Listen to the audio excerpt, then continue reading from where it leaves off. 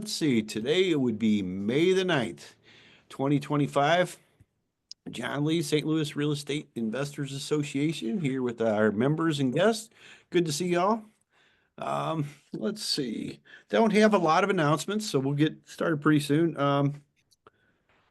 Let's see, May 20th is the main event here this month with Ryan Housley. He's going to talk about short-term rentals.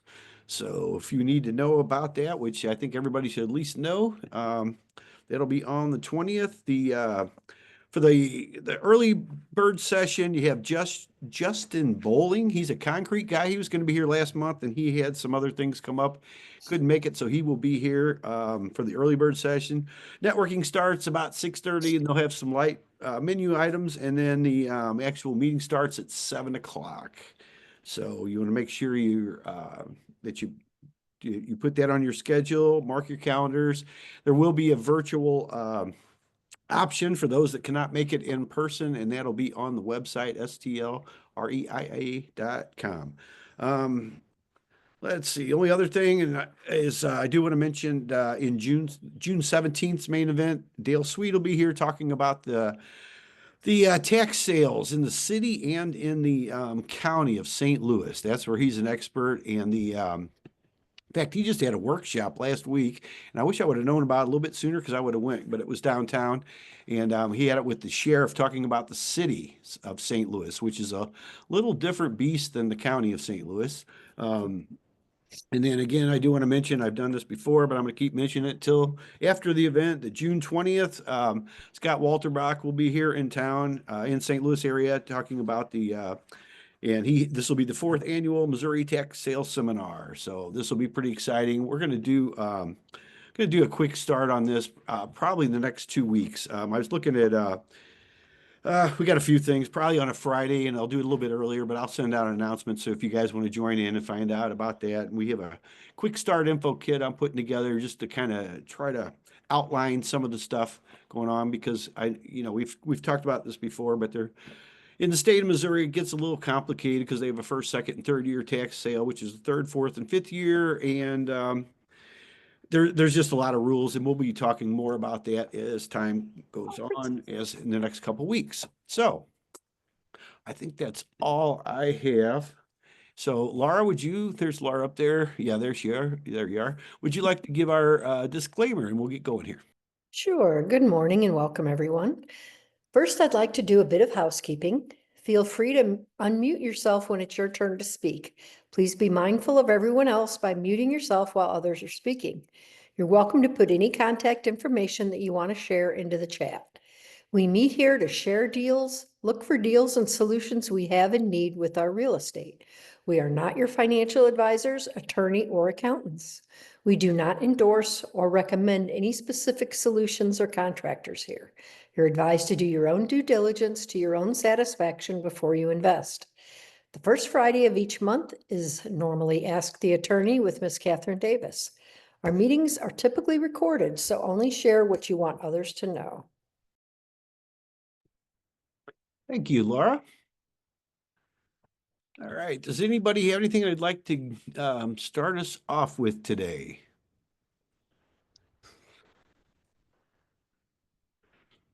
I see Stacy's there. Do you have your Laura's loft by any chance? That's what we called it before when you weren't here. So we were just kind of talking about that earlier. Yeah, it's still on the market. It's coming up on 3 months, unfortunately. But it's still available. I think it's priced beneath market rates. There's another similar unit that's 2-bed, 1-bath. It does not come with parking, and it's priced at the same price as we're listed. So I think ours is a pretty good deal, but it's a 2-bed, 1-bath loft downtown. Lucas Lofts right above Flamingo Bowl. Top floor unit comes with a parking spot. It's listed at $149.9 right now. Really good deal. They do allow rentals in the building. It's got a nice rooftop patio. It's a community space with grills and a little splash pool and chairs and tables and stuff. Basement's where the garage is, and there's extra storage down there too. So It's a nice unit. It's unit 708 in Lucas Lofts. There's a bunch of different addresses for that one building. You can find it 1123 Washington or 1114 Lucas Avenue. It's still available. So we got motivated sellers. They're offering to pay any compensation to agents and then also home warranty. So they're motivated. Let me know if anybody's interested. And while I'm talking, I'll go ahead and talk about property management as well. Dave Soto and I here. Oh, I just realized my name says Dave Soto. It's Stacy Lowe. I'm not sure why, but anyways, we do property management. We're both licensed realtors in the state of Missouri. I'm in St. Louis. He's in the main office. He's the owner broker down in Cape Girardeau. So we do property management for any investment properties from St. Louis down to Cape Girardeau. So if you have any investment properties you're looking for some help on, we'd love to manage them and help you with them. We do everything from start to finish. All the marketing, any turnover work, photos, walkthrough videos. We do in-person showings. We do all the screening, which we're pretty strict on. All of the maintenance, all of the accounting, really everything for you so you can be completely hands-off. So give me a call if you're interested. My office line 636-305-3380. I am extension 311. I'm going to put that in the chat as well. And then my email is Stacy, STACY @SOTOPS.com. Thank you. Thank you, Stacy. And yeah, if you don't mind putting that in there also, that'd be great. So appreciate that. And I'm really surprised that your loft's still available, to be honest with you. I mean, that's just it's priced right. It's in a great location. It's just kind of surprising. Yeah, it's surprising for me too. Downtown tends to be a little slower than the other markets, but I think a lot of buyers are kind of getting cold feet because they don't know what's going to happen to the market. So it's just hurting downtown even more. So hopefully some things turn around. Maybe interest rates will drop a bunch and people will be wanting to buy, but it's a good deal. So hopefully someone snatches it up soon. Yeah. Yeah, very good. Yeah, I know we got to keep my wife away from it. She loves your love. We don't need any more projects right now though. But that's well, it wouldn't be a project. It's move-in ready and we could manage it for you. So you don't have to do anything. Well, there, that would be perfect, wouldn't it? Yep. I'm trying to help you, Laura. Yeah, yeah, I see that. We got all the help we need right now, but thank you. So there's a great opportunity for somebody. They do allow rentals there too, which not all the places do that. I mean, that's a big deal right in itself. So anybody that's looking for some city life, that's a great place down there. It's a good location. You can walk to a lot of the venues, walk to the ball game, walk to a lot of the restaurants, and just things to do. So it's a really good location. And with rentals, I don't know. You said no short term, but maybe midterm, if I remember right. Is that correct, Stacy? I know it's at least 6-month minimum. It might even be a 12-month minimum. I'm not sure. I'd have to read the bylaws again, but at least 6 months, if not more. So yeah, no short terms and midterms. I don't know. Probably not. I don't think. I would consider midterm at least 12 months anyway, myself personally, because by the time you turn around, a year's over anyway. So exactly. Yeah. I mean, unless it's a work situation or something like that, you know. So, all right. Well, thank you, Stacy. Yeah, I put all my info in the chat. Beautiful. Thank you very much. Thank you. Okay. Anybody else got anything they'd like to talk about today? Anybody looking to buy or sell anything? This is a good time. Everybody's starting to get out a little bit here.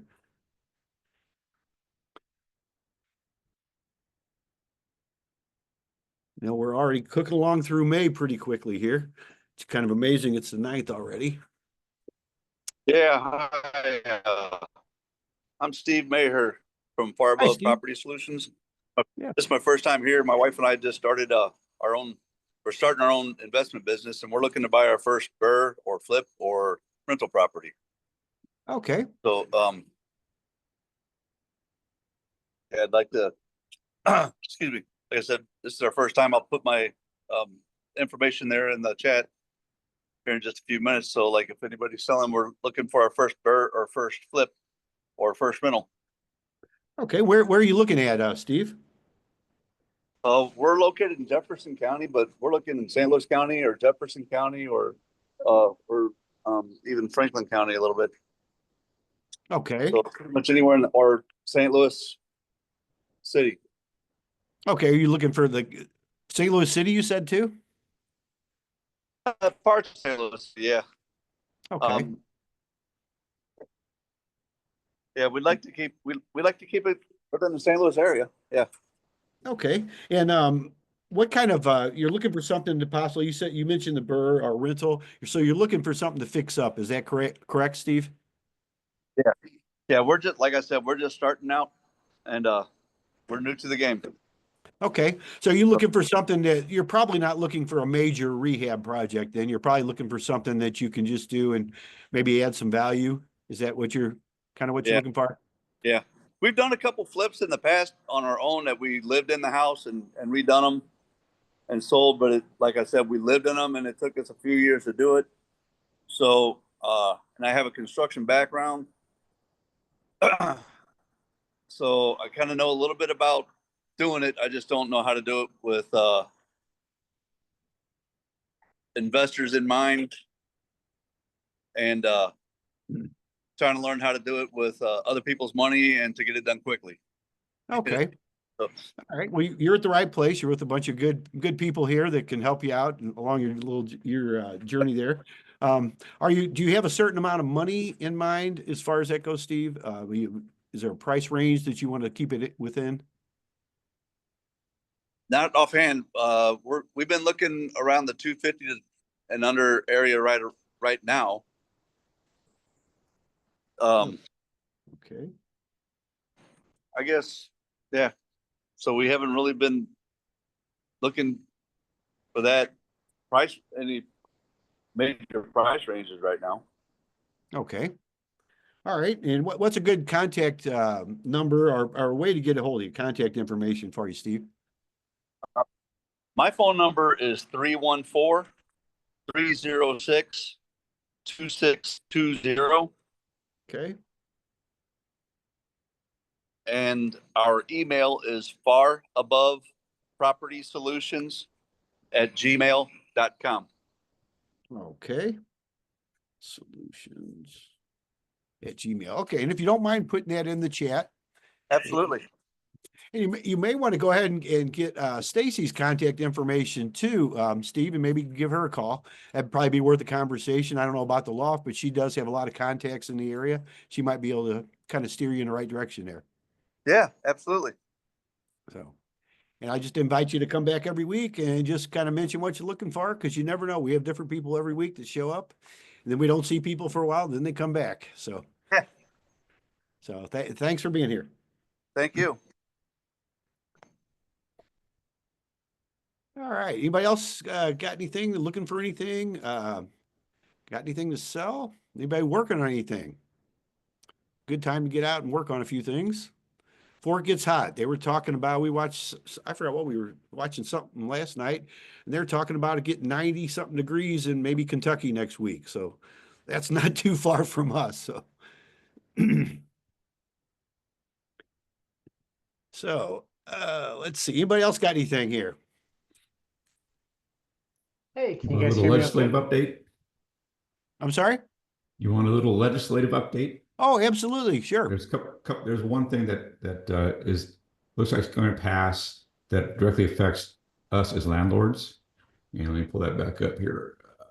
So there is a bill that prohibits local governments from requiring that landlords and property owners accept Section 8 rental vouchers. So that's been a big one because Kansas City just had a big thing about that and made an issue of it, and there was fines and penalties for not accepting Section 8. A lot of owners just got out of the business because of it. So we as Missouri Realtors pushed our legislators to pass a bill that you cannot require Section 8. So that was the big one. Okay, that's interesting. So that just happened, Dave? Yeah, it should be, I believe it's on the governor's desk already. Wow. Okay. Yeah, I know a lot of people were talking about that back and forth. Just some people really like it, some people don't. Um, so it's something that's good to know. It's just, it's your decision to accept Section 8 or not.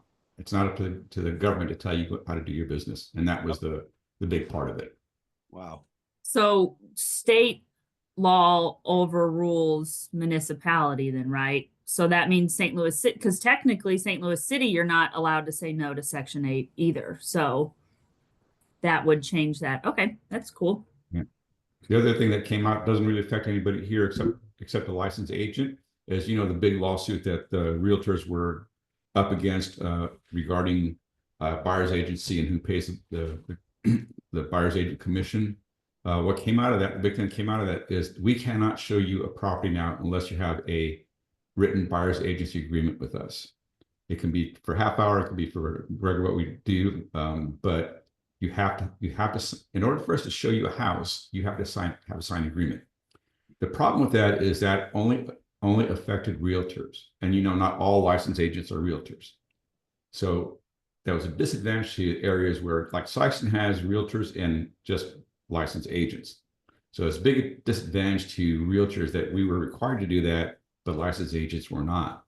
So we just pushed and passed a law on the same time that all real estate licensed agents are required to get a signed buyer's agency agreement. And doing that's nothing more than to set a level playing field for all real estate companies. Well, so what do you think about it, Dave? You think that's going to help or hurt the industry? It hurts the industry. As soon as this lawsuit came out and this whole thing about buyer's agency, who pays the buyer's agent, came out, what they think they did is they tried to make it transparent. And according to us, it's always been transparent. It's always been in the contract, right? That you the seller agree to pay the buyer's agent.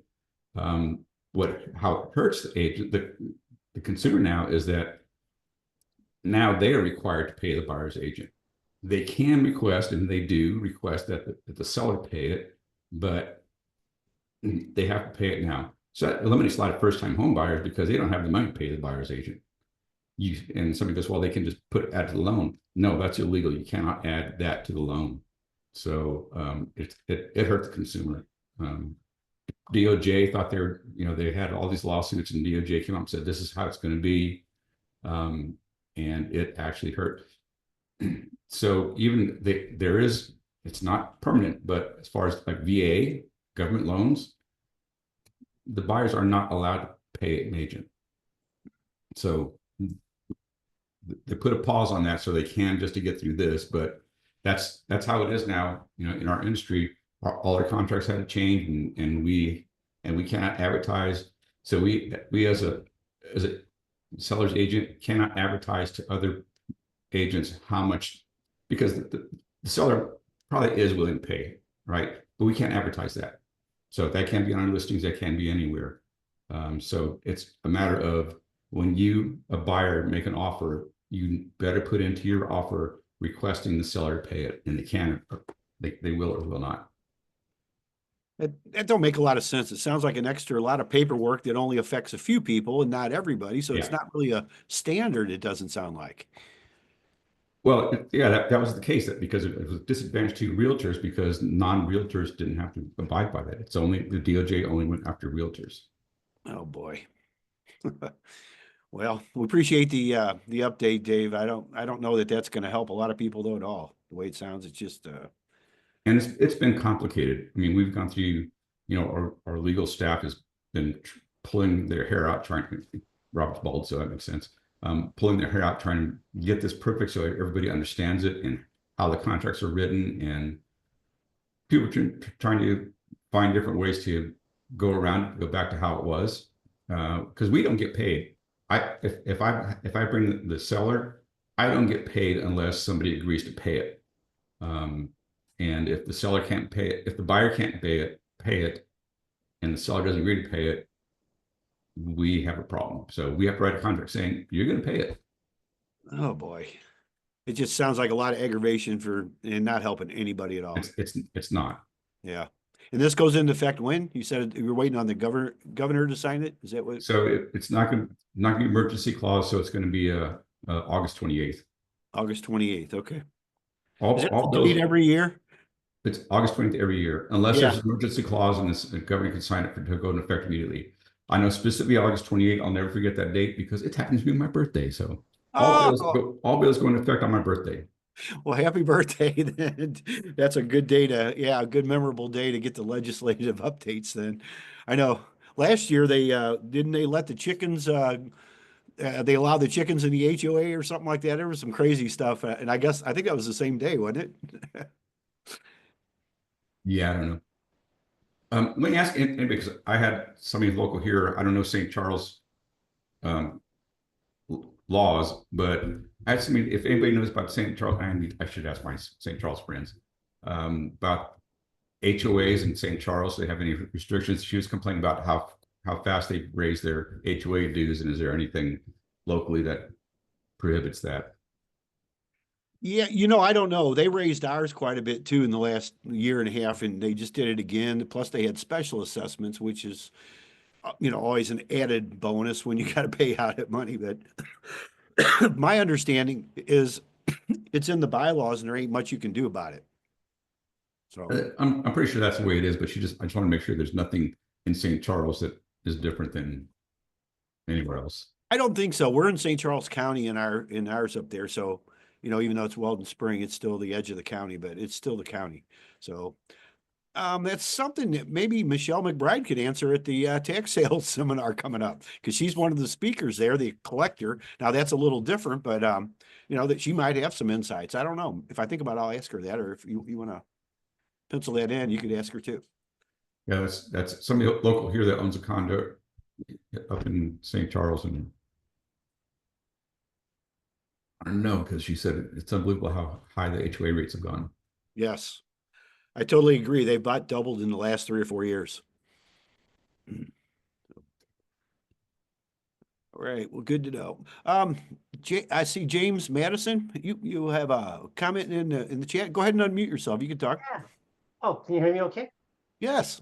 Yeah, it's good to meet you guys. And you. Thanks for having this meeting. Mhm. Yeah, basically that's what I'm looking for. I'd like to purchase a home in St. Louis and fix it up Mhm.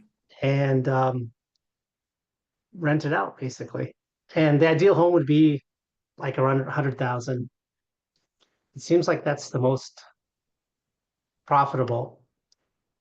But yeah, it feels good to be able to take a house in a neighborhood and fix it up and getting it cleaned up. And not only that you're helping, ideally you can help somebody out of a situation, but also clean up the neighborhood and hopefully it'll be a win-win situation for everybody. So that's my goal. Okay. So you're looking for a fixer-upper, all in about 100,000. Do you have? Yeah. Yeah. And what I mean by like after repair value. So I'm hoping to find something that needs some work where after it's fixed up, it would be worth around 100. Okay. And you're going to rent this out, is that correct? Yeah, ideally. Okay. And do you have any certain neighborhoods that you're looking in? I know St. Louis covers a wide Yeah, variety. no, I'm looking all around, but I'm noticing there is some advantages and disadvantages of some zip codes for sure. But no, I'm looking at everything really. Okay. In case there's some wholesalers out there or anything. Okay. Let And, me know. and if you don't mind giving us your contact information, James, verbally, so anybody watching the replay can get that also. Oh, sure. What would you mean about my contact information? Just however you want somebody to get a hold of you, whether it's your phone number, email, or Hey, yeah. yeah, phone number is the best and email. But I, I, I guess I get so many phone calls. If you could send me a text first, and then I'll say, "Hey, who's this?" Then I'll call them back. Because sometimes or at least leave a voicemail. But I try to answer everything. But I think I've got my number out there too many times. For even vacation packages. And you're in the middle of something, and somebody calls saying, "I'm trying to sell a vacation package to you." So, Yes. I do know my number. I used to answer my phone every time, no matter who it is. Anymore, I'm way more selective too, just because I get busy and I'm the same way. I'll get somebody wanting to do something else. So Yeah. other than business, other than my business, I should say. So yeah, you got a 480 area code. Whereabouts are you? Yeah. Oh, well, I grew up in Tucson and I've been spending time in Phoenix. Uh, but right now I'm in Tucson. Oh, okay, very good. But And yeah, I what have brings you to trouble to St. Louis? travel to St. Louis. I'm sorry? What brings you to St. Louis? Well, I started looking around at all the places that have a good ratio of rent to price. And St. Louis seems to be a really good ratio there. And there's a good demand. I feel there's a big demand for Section 8 housing as well. So that's basically it. Okay. And are you going to manage the properties yourself, or are you looking for a manager, or Oh, no, what's your plan? I probably, no, not, I'm going to have it property managed. I've got too many things going on. Okay. So, Okay. Well, yeah, you may want to talk to Stacy there with Soto Property Management. yeah. They Oh, I can sure will. get you some tips and get you in the right direction for sure. Yeah, thank you. Yeah. Yeah. Well, appreciate you coming in, James. And we'll look forward Thank to you. seeing what happens here. Thank you. Hey, also, if anybody is willing to say, go to an auction, I guess what I look for is since I'm going to be mostly in Arizona instead of St. Louis, I guess I'm looking for someone who wouldn't mind going, if there's any auctions at courthouse steps, that I would pay them a commission to stand there and bid and give them a power of attorney for me to bid on a house or for them to bid on a house for me. Okay, well, we did have, I don't know if you tuned in time at the beginning, I was talking about the tax sale auctions that are coming up, and there's the Missouri tax sale seminar that Scott Walterbach puts on. That's something you may want to put on your Yeah. calendar to, even if you don't come in and see it in person, but you Okay. can do it virtually. Let me go ahead and I'll get you a link and put it in there. But that's something coming up on the 20th of June. And that's a Okay, good, good. this is a good seminar to really see who's doing what as far as the area goes and in Missouri. It's not just St. Louis County, but it's a lot of the surrounding counties. Or, well, it's every county in the state. They all have the auction on the same day. There's a lot of things you need to know, but these are some pretty good places to learn and then see what you want to do, plus what you don't want to do. I know what I've learned a lot from being in the rooms with some of the people that are actually out there doing stuff is what I don't want to do.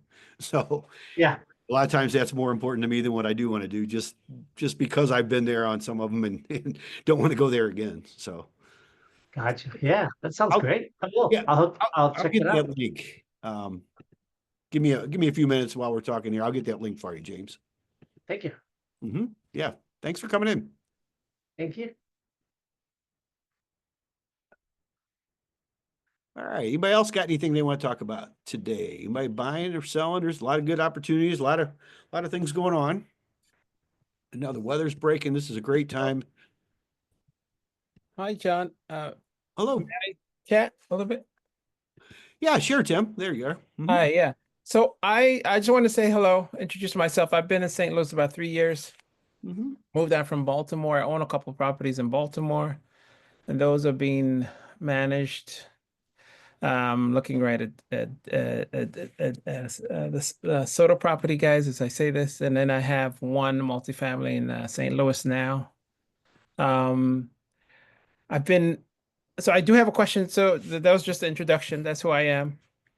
Um, and I live here, so I'm going to keep investing here. Um, how do I get recordings of this meeting? Because a lot of times I can't make it because of work. But I don't know how to get the recordings of it, and it's a lot of good information here. Okay. We put these on YouTube. If you're a member of STLREIA, are you a member? I am. Yeah, Okay. but I haven't been joining the meetings, but I am a member. Yep. Okay. Yeah, they'll be in the members section on the website, the STLREIA.com. Now, my rule is for myself, I get them on YouTube by midnight the same day. And I just make sure I do that. Otherwise, things happen the next day. But they don't always get them on the website till sometimes Monday or Tuesday, depending on the webmaster on what their availability is. So, I can give you a link for that also. Let me go ahead and put this in here first with the, this is our, this is the information on the tax sale seminar right there. And you can find out more about who's going to be there, speakers and all that type of thing. I really encourage you, to, to really check this out if you're at all interested in going to auctions and things like that, or just finding out. I mean, because these are the people that do the quiet titles. They're the collectors. They're the attorneys. This is a pretty high level seminar coming up. So that's one reason. I mean, I went last year. Catherine Davis, who's our attorney that comes on here, usually first Monday of the month and gives us the updates. She's the one that introduced me to Scott last year, and I'm so glad I went. It was in Gladstone. This will be the fourth one this year, but there's actually a lot of people that are that deal, collectors. There's people in the government. There's also attorneys, people that do the quiet titles. Very, very informative and entertaining too. I tell you, Dale Sweet has one of the most entertaining presentations, and I don't know what he'll be doing this year, but he actually came up with some characters and tells you exactly the process you have to go through to get quiet titles, because just because you buy something at the auction does not mean you're guaranteed to have a clear title right out of the gate. So that's something you want to find out about. It's a good place to find out and just see who's doing what, because like I mentioned before, a lot of the things I find out is what I don't want to do. And that's sometimes more important than what you do want to do, because you can go down some rabbit holes and get caught in some weeds with some things that just end up being headaches for a long time. So I do encourage you to put that on your calendar. And there is a virtual option in case you can't make it in person. I like to make it in person because you get to rub shoulders with the people there and actually see who's doing what. And it's always good to put a name with a face, and then also there's also a lot of giveaways and stuff too that you'll get. A lot of stuff. I know last year the one attorney gave us access to all her contracts, and that's a big deal in itself. All of them for the state of Missouri, the legal documents and contracts, and the state of Kansas too, because they're on the other side. If you are an attorney, they do have the CE credits that are that you'll get, so you get your continuing education, which is a big deal. Government employees, there's no charge for them, and then investors, agents, and some of the rest of us, it's like $75. And I'm really surprised Scott hasn't raised the amount, because I know that just barely breaks even. Although there are a lot of us do donate some things, and we help supplement a little bit, but that's just pretty surprising actually in itself. So the link's in there. So I do encourage you to go check that out and register. We'll have more on that coming up. We are going to do kind of a deep dive on just with an info kit that I'm still kind of working on. I'm trying to simplify that to make it as easy as possible. And then I do encourage you to show up and learn and listen, and just, meet the people involved with it. So this is open to the public, just not just members or anything. So we can advertise it and put it out there. That is correct. One of the things, Scott doesn't advertise it a lot because he wants to keep it more of a informed audience. But yeah, the public is welcome. Absolutely, Dave. Yeah. In fact, I have some collectors and people I deal with directly that I'm inviting too. So it'll be very informative though. Yeah, but you're welcome to advertise that. I put the link in there. If there's some other things, I mean, you can find out a lot of information on there, and we'll have some more stuff coming up. Like I said, I'm going to do kind of like a deep dive on it. I'm putting together an info kit right now, just because it does get confusing, and it's better to be a little bit more informed going into it. So it's highly worth your time though. So, all right. Hi, everyone. Yes. I had a question. I'm Princess Birch. I am a wholesaler in the St. Louis area. I think I probably jumped on maybe a month ago, but I'm actually looking at a property in St. Louis for myself now, a multifamily. Mm-hmm. And I had some questions about it, just in regards to regulations. So it is in St. Louis City. And I know the square footage is maybe around 2,400. But I wanted to know, for basements in St. Louis, when that square footage is listed, the basement is that included? And I wanted to know also if anyone might know like what is regulation for being able to have a livable space in that basement unit.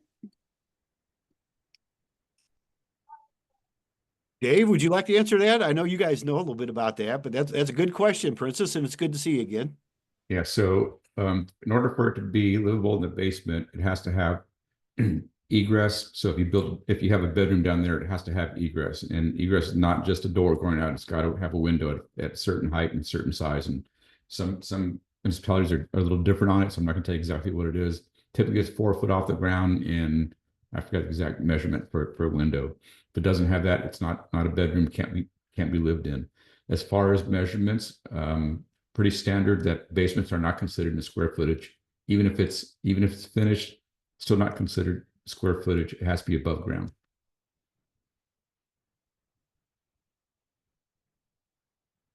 I'm sorry, I was Yeah. trying to jump off of mute, Dave. Thank you so much. So you were saying the egress is the amount of space that the window is off of the basement. I'm sorry, I'm ignorant to that. I haven't heard of the term before. Yeah, it's called egress. You have to have 2 ways to get out of the bedroom. So Oh, okay. so just a door is not good enough. You have to have a window, and it has to be.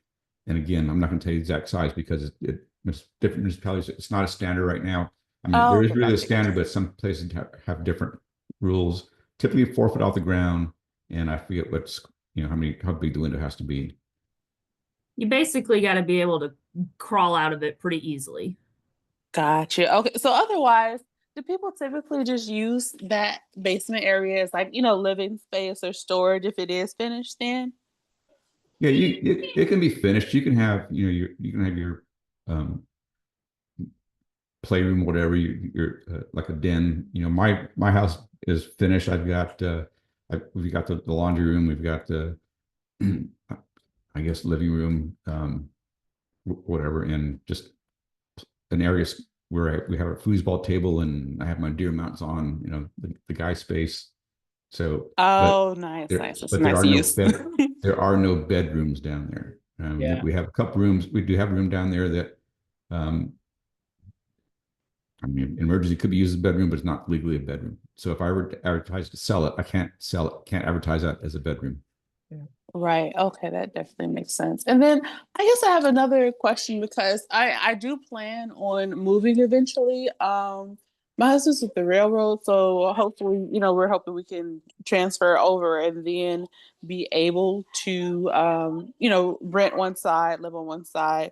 But the question about it is, I wanted to know what might be most popular currently as far as like, renter usage. It is going to be on the north side in like Lewis area, I believe. So I'm trying to figure out if we do want to look into Section 8. Do we want to like how we want to majorly advertise it? Is it better to maybe split it up and have it for like singles or like couples? Like what have you found that really is most beneficial for you when you are putting your rental properties out, or even for Christy and Dave as far as the property management?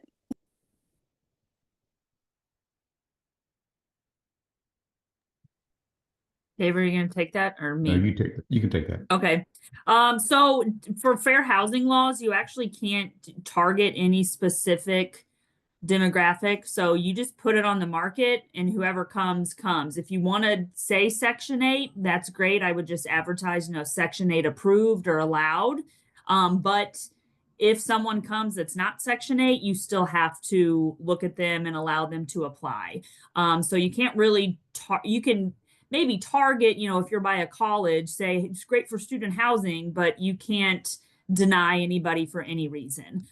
So yeah, I would just put it out on Zillow or whatever platform you're going to use. And Facebook is a good one for property rentals. But just put it out there in general, and then you just decide up front if you're going to allow Section 8 or not, because you will probably have somebody asking if Section 8 is allowed.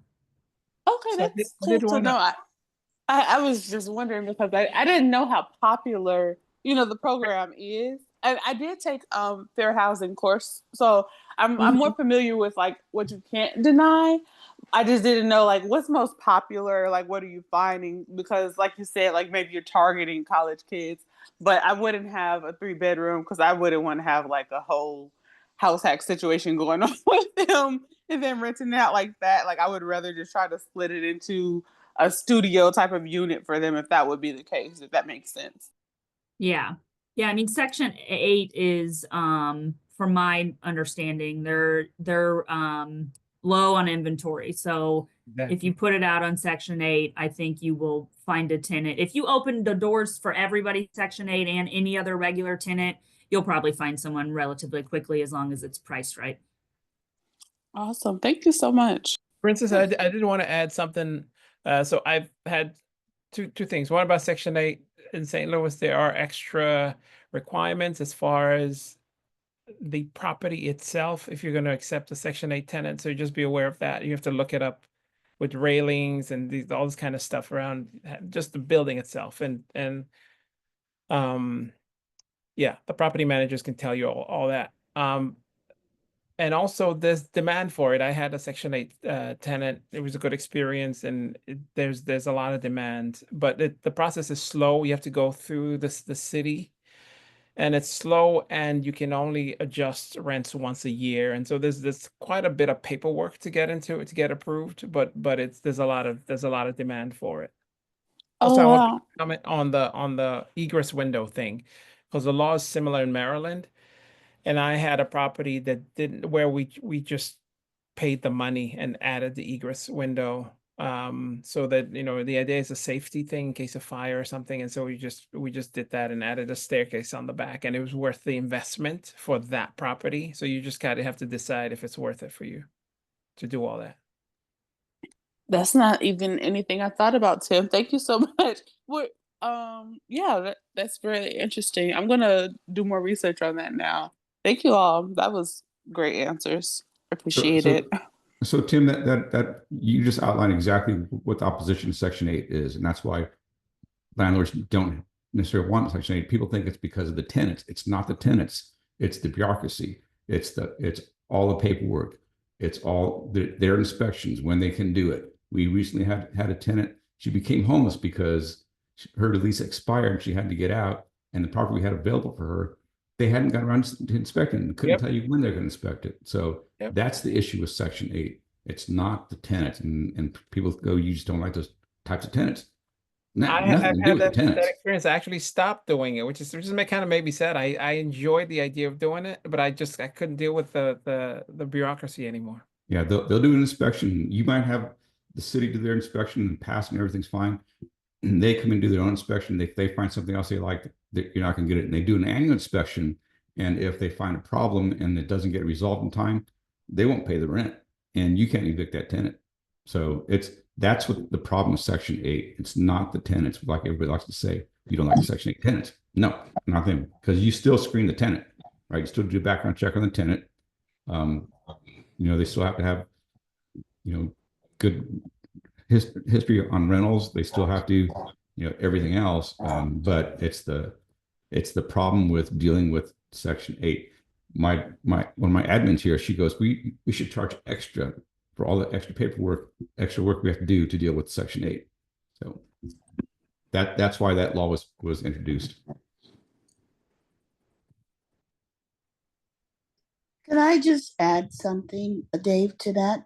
Do you think that it's Section 8 or the landlord that is the bottleneck with the bureaucracy? And I say that because I have Section 8 tenants. I never have an issue with the paperwork or the bureaucracy. My issue right now with them is that they used to do the inspections yearly, but now they're every other year. And I'm an owner that actually appreciates the inspections. I know a lot of people don't, but I do. And when they went to every other year, I kind of got disappointed. But I've never had an issue with the paperwork and the bureaucracy. And I'm just wondering if you think it might be the owners, not necessarily Section 8. No, it's I'm going to say you've been very fortunate because we deal with a lot of Section 8 and we've had lots of issues. Like I said, we just had that one tenant that she became homeless because of their bureaucracy, because of their holdup. It's not the owners. You know, we do everything we need to do.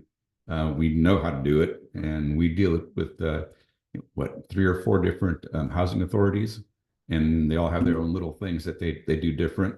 Right. So no, it is strictly the issue with. You can do a poll on other people that do Section 8. I think Tim just told you that he's had issues with it. So Yeah, I So I had would to go say to for a- me, I had no issues with the tenant, no issues. No. I gotta say, I didn't, yeah, no. And they're gone now, but I did not have an issue with this individual at all, or it was a family. It was just around that you couldn't adjust the rent, you couldn't certain things. The lack of uniformity between different inspections was because I'm like, okay, tell me what to do and I'll do it, right? Don't kind of Right. get every 6 months. It was that sort of thing. It was just, yeah, it just became for me, again, Right. an annoyance. Well, if it's for you, if it's fine, then I think, Yeah, I yeah. missed the beginning of your conversation. I had to go to another meeting. Now I'm back, but I'm anxious now. I heard Section 8 as I was coming in, so I'm anxious now to listen to the replay so I can find out from the beginning what was your questions and your concerns about it. I know a lot of landlords are leaving Section 8, and that's causing an issue with tenants being able to find housing. And I'm in another organization, and we've been working to try to resolve some of these issues, with Section 8. And Section 8 is begging for landlords. So I don't know. They do need to make some changes. They need to go back to their original yearly inspections. I feel that way at least. And I think they've changed their attitude about fair market rent. They realize that they have to pay what the market is bearing now, which is a higher rent than it used to be. And they finally are realizing that. Yolanda, I have a question because I was originally the one asking about just kind of like how I should put out a property because that'll be my first time in St. Louis with a rental unit.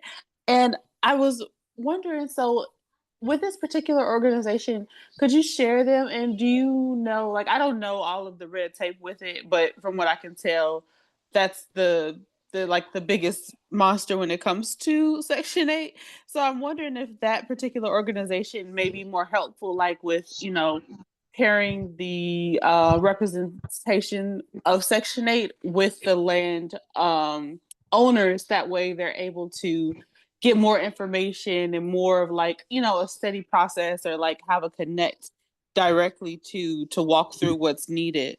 Yeah, the organization that I mentioned is the St. Louis, oh my God, it's St. Louis Metro Housing Collective. And I'll put the information in the chat. And also, have you been to any of the meetings that Section 8 provides, or the Housing Authority provides for landlords to give them assistance and additional knowledge? And I want to say, Dave, your situation is probably different. You are on a bigger scale than I am. I only have right now 3 Section 8 tenants, so I'm sure you're bigger than that. But they do, and your name is Hustle Princess. They do have education classes for landlords that are very helpful. Section 8. I would agree with that. The classes are good. Yeah. Okay, awesome. No, I haven't. I've never even. I'm just this is really just my initial ask, wondering what do people do typically with their properties, and like what have they found successful? Because I would be completely new to renting in the area. I'm originally from East St. Louis, but I've been in Chicago for like the last 10 years. So I would be going back for the first time when I do move over. So I just wondered, what the rental market is like in general. The rental market, I think in general, is good. And there is like a 3-year waiting list for people with Section 8 vouchers to find properties. Wow. There are not enough owners. So I would go to the office, the Section 8 office in the city of St. Louis, if that's where you want to, work with, and the county of St. Louis, both of them. I would get a relationship with them, start going to their classes, and get on their list if you want to provide housing. I personally, I love Section 8. I love it. I mean, it's been nothing but positive for me because I like getting my rent on time. And like I said earlier, I appreciate them doing the inspections. A lot of people don't, but I do. So here's another issue that we ran into down here in Southeast Missouri with East Missouri Action Agency. They ran out of money. They notified us that there will be no more new vouchers for a while, and that there's no raising of rent. Even though the lease is up, there's no raising of rent. They're not going to let us raise the rent. That's the reason. I mean, that's what it is. Not the tenants. Yeah. And I've always said that, if you want, because it was called source of income, right? That's how Kansas City put it. So you cannot deny somebody because of source of income. Section 8 is not really income. It's Section 8 paying for it. And I've always said, instead of dealing with us as landlords, it should be between the tenant and the Section 8. Give the money directly to them so they can pay us, and then we're out of it. And then we don't have to deal with their leases that are different than ours, and with their bureaucracy and whatever they want to do. Make it between themselves and the tenant. Right. Well, fortunately, I haven't heard they ran out of money. I hope that doesn't happen here, because I'm getting ready to increase the rent on one of my tenants. So I hope I don't run into that. Yeah. So that's down here in Southeast Missouri. It's right. There's different housing authorities that take care of that.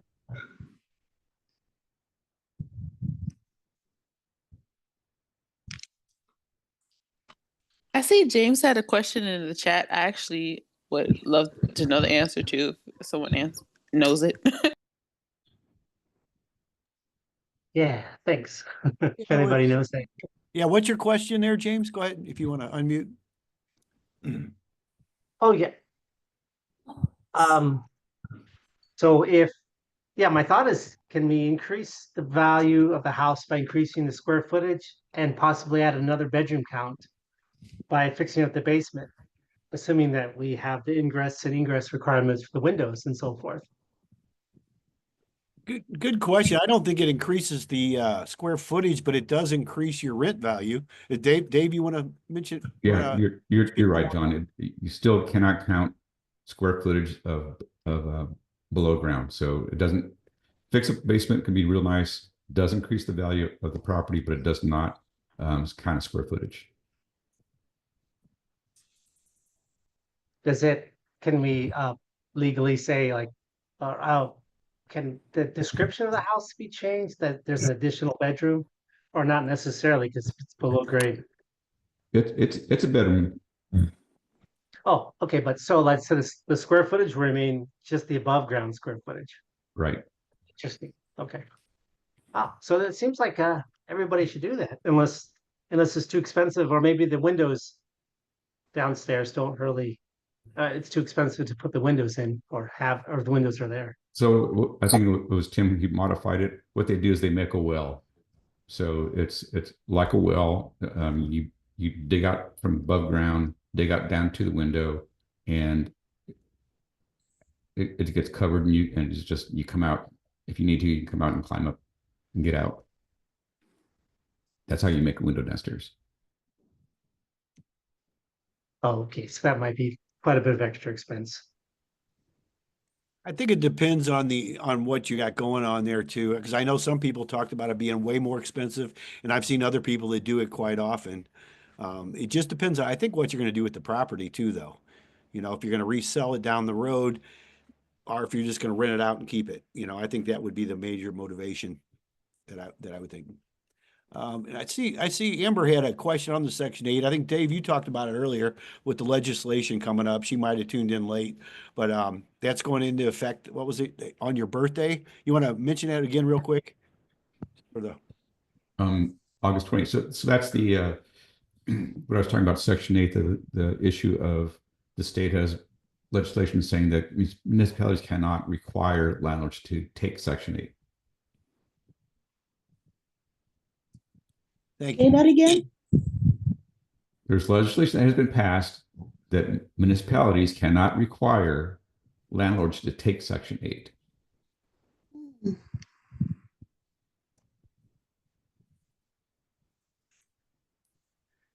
So if you want to take Section 8, that's fine. You can take it, but you don't have to. You don't have to say, because of the reasons we talked about, all the problems that we run into. It's a business decision if you want to deal with the government or not. And so that's the way it was looked at. I think that's good probably coming up. I mean, I personally had we actually had really good success with Section 8 over the years, with the exception of just one.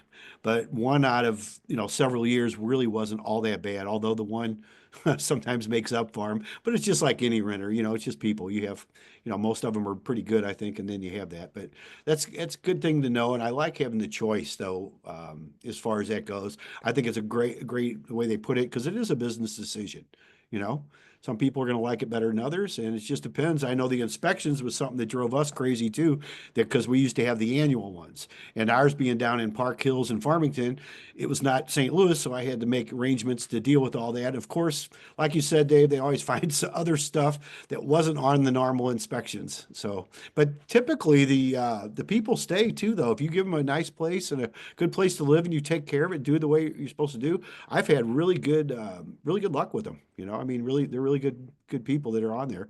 And I think the vouchers being on a waiting list, I think that actually helps us as being landlords, because it gives I think you get a little better quality tenants that way too. Even though you do, like you said, you do go through the same screening process. You got to treat everybody the same way, which you want to do. So yes. So the as far as payment, that's true. You get, as long as everything's going fine, first of the month, there's automatic deposit into our bank account. So that's a great thing. Mm-hmm. Yes, it is. Well, let's see. Tiffany, you had your hand raised. Are you still there? Let's see. Did you have a question or a Yes. comment? Yeah. It was actually a comment regarding the basement, finishing an additional bedroom in the basement. And I've seen it where they separate it from the square footage being above grade, and then additional living space, or having total living square footage. So that can be, you can add that additional space there when you finish an area in the basement. I have, however, ran into an appraiser who would not count the bedroom in the lower level. So keep that in mind if you're reselling the property and you're banking on a certain amount appraising for a 4-bedroom versus a 3-bedroom. There may be an appraiser out there who does not take that into consideration, and will still say it's a 3-bedroom because that fourth one is in the lower level. So just letting you know that could happen. Good to know. Thank you. Thank you, Tiffany. I know appraisers, they do make a big difference. We used to have some that, a couple of them that would just give totally opposite, sometimes viewpoints of the property. So that's a really good thing to know. You deal in, also in St. Charles. Isn't that correct, Tiffany? Yes, sir. Okay, because David asked about the HOA fees. Do you know anything about what's going on with those in St. Charles County? I don't have any current information, like any updates, if that's what you're referring to. I apologize. I got on the call late, so I didn't hear what he was asking about. No, Tiffany, I'm sure there's nothing like it, but I have an owner out of the market. They own a condo in St. Charles, and they just got their HOA fees, and they've increased by an enormous amount. And they want to know, is there any regulation prohibiting them from increasing at any rate? So, and I'm sure there's not, but I just had to double check because that'd be kind of ridiculous. Goes back to government telling us how we can do our business. Okay, so just a condo association, Yes. is that what you're? Okay, that has been an ongoing concern for the last probably more so of a year or so. And there's been a lot of additional assessments. And when you're talking about, the cost of so many different repairs, so many different things going up, they've been adding with property taxes going up, insurance costs going up, depending on what all is included in those condo fees. If you're talking about roofs and street lights and landscaping, so many different things that could be included with it. But as the cost of everything else is going up, a lot of condo associations have been raising fees tremendously. So that has been a place of concern. I haven't heard anything about legislation saying that they can or cannot do it, but we have been seeing it increase across the board. Okay, thank you. You're welcome. If I do hear anything about it, I'll definitely let the group know. Thank you, Tiffany. Yeah, very good conversations. It's always ongoing. And like I said, they've been raising ours quite a bit the last few years. So, and it looks like they're going to continue. I mean, between the cost of insurance, I know one of the insurance carriers canceled our whole group last year. And that was one of the big concerns because everything really went up. Insurance has been a big concern with all the storms and everything going on across the nation. So yeah, if you could You're keep us welcome. informed, Tiffany, that'd be great. Absolutely. Thank you. All right. Anybody else got anything they'd like to share with us today? A lot of good conversations. Ongoing, we'll pick it up again next week. John, just to throw it out there, if anyone ever has any specific questions, or any questions about a specific area, I'm more than happy to do some research and help. So anybody wants to know anything about a certain group or anything, feel free to send me a text and I'm more than happy to research the area for you. Thank you, Tiffany. What's a good contact information for you? 636-299-0085. Okay. 636-299-0085. Is that correct? Yes, sir. Okay. And send a text to that number. Yes, sir. If you'd like to know anything, that's great. Very, very helpful. Thank you very much, Tiffany. Oh, you're very welcome. All right. Anybody else got anything today? We're coming up on the top of the hour, a little bit after the top of the hour. So a lot of good conversations. Have the replay up, like I said, by midnight tonight. It's usually a little quicker, but that's my rule before I go to bed. Make sure I get it done because Saturday comes along and it's a whole different day. So, but I appreciate everybody tuning in. If nothing else, we'll see you again next week. Thanks all. Thank you.